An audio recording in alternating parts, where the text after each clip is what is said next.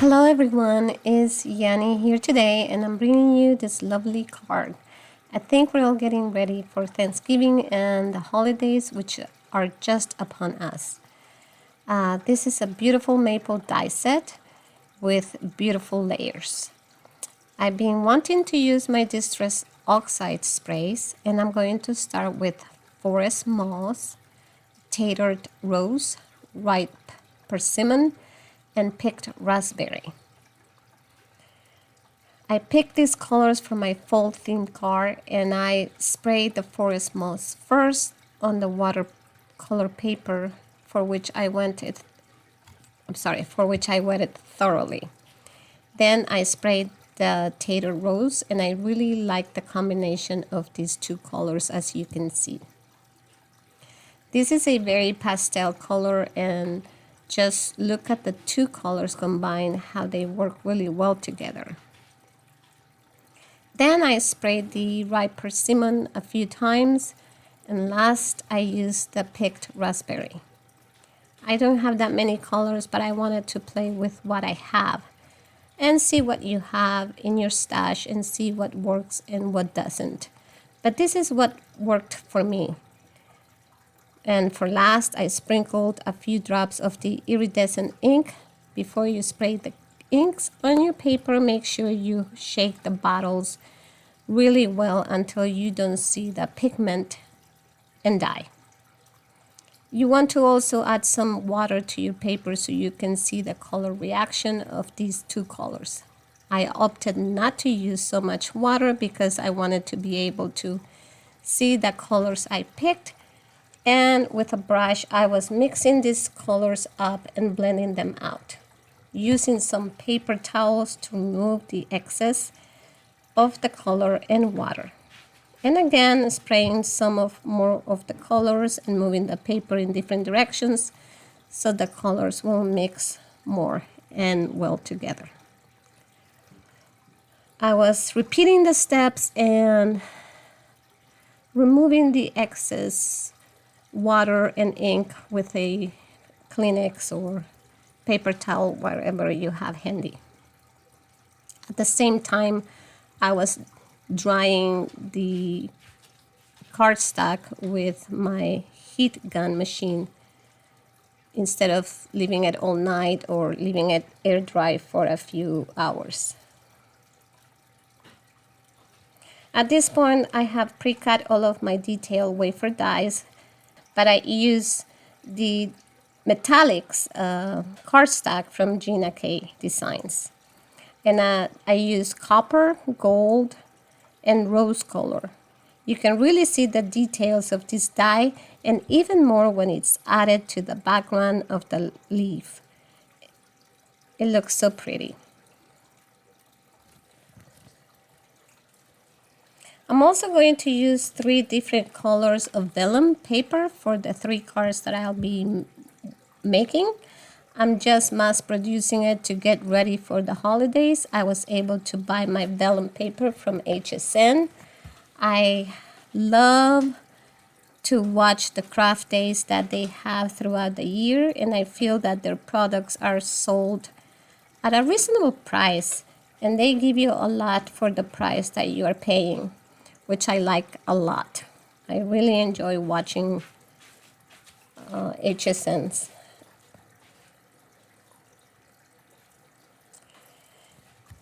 Okay, so the vellum piece will be placed in the center of my 3 cards, and that's where all the greetings will be embossed with gold embossing powder, and they will have a different greeting on them.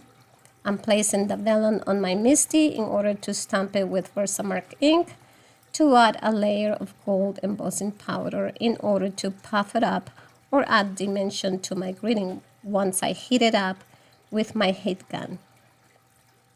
I'm placing this piece in the middle of the 2 panels, which I have to trim a bit off my top piece in order for my greeting to be seen.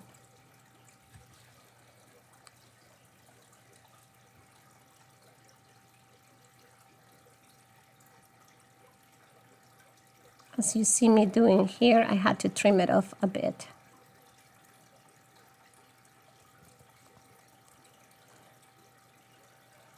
Okay, so I'm taking out this wonky rectangle frame die from Simon Says because I like the stitch around it. And I want all my card top to have this wonky stitch on them. So I ran it through my die cutting machine several times for my 3 cards that I'm getting ready to put together.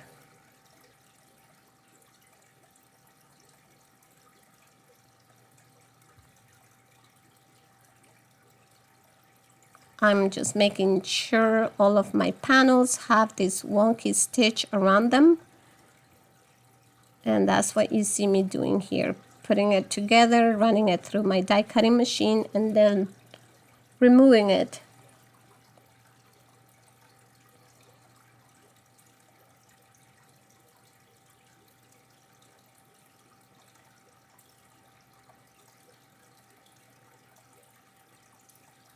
Okay, so for the top and bottom panels, I wanted to use these scallop stitches wafer dies on the edge of each panel, and I used a strip of foil cardstock for my 3 cards, and I went ahead and glued them to each panel.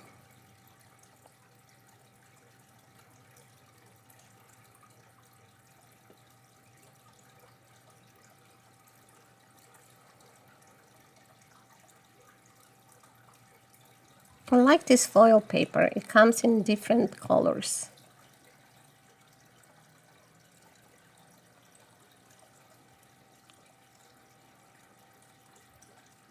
You can also put glitter paper on them if you like. Instead of putting the foil strips of paper, you can just add glitter paper, as you see me doing here. Or you can put ribbons. You can make a ribbon and put it there. So I'm basically just trying to see how they are looking once I put them together. You can use these dies in so many different ways. For example, you can use different solid color cardstock with the maple leaf, with the outlined and the detail die. You can also do tone on tone, or you can do what I just did. I hope everyone is doing okay now that we are entering the fall weather, which I personally like because where I live, summertime is super hot. Sometimes it gets into the triple digits, and I don't like that too much. So I'm loving this weather now. At the stores, you are beginning to see all Halloween decor and some Thanksgiving decor as well. It looks so pretty. I'm enjoying it, but here comes Christmas, which I really love the most, but you know, it's an expensive holiday and not so ready for that yet.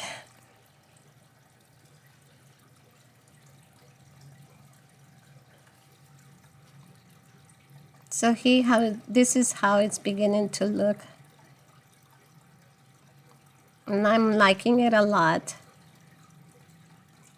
with the different pattern papers and the foil paper that I'm putting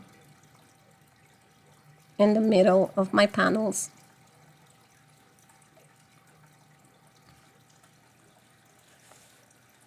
I hope you guys are enjoying this video, watching me do these cards, just getting ready for the holiday seasons. And the good thing about the holiday seasons is that you can mass produce. You can do so many at one time. And you can change different things as you go along. You can take away or you can add more things to it. I'm just gluing here everything together, making sure that I don't mess up anything.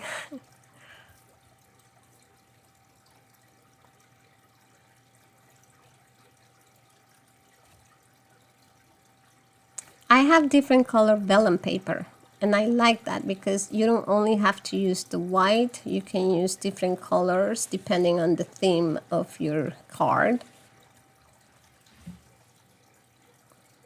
I love it. I really like this die.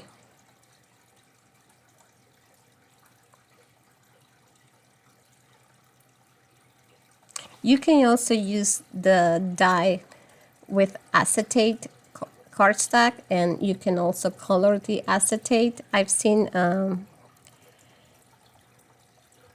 what's her name? I'm sorry. The last name is Werner. I'm sorry, that's all I remember. But she did a card similar to what I just told you, using acetate, and then she colored the back of the acetate. It looked really cool. Okay, see here I'm just showing you how my card is unfolding. I'm arranging the leaf over my panel and adhering them with my glue.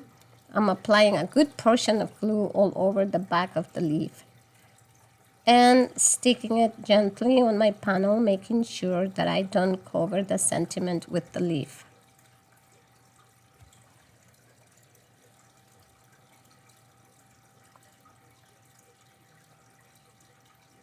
Oh, and here's my cat who is stopping by to pay a visit and say hello to all of you. She's such a cute cat. I found her last year in my neighborhood. She is a Siamese cat, and we all pamper her so much here in the house, except for my dad. My dad really do not like cats like we do. I don't know what happened when he was little that he feels this way.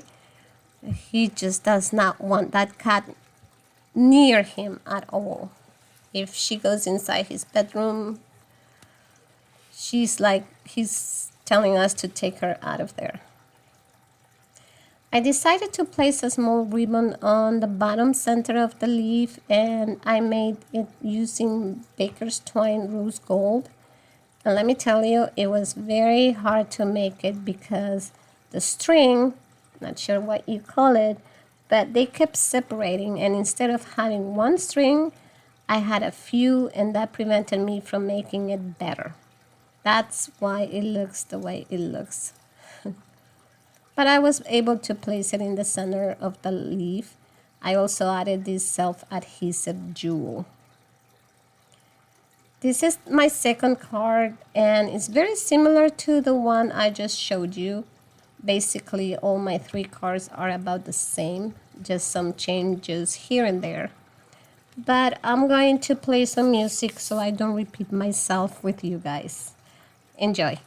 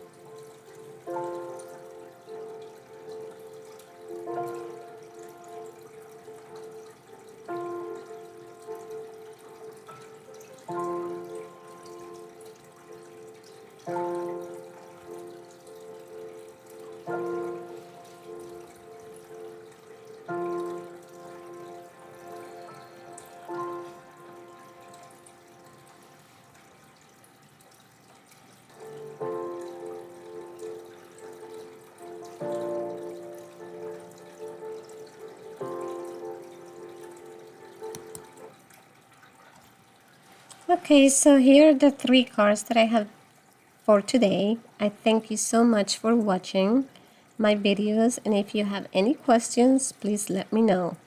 I will appreciate it if you give this video a thumbs up. Have a good week, and until next time, you guys. Thank you. Take care. Bye.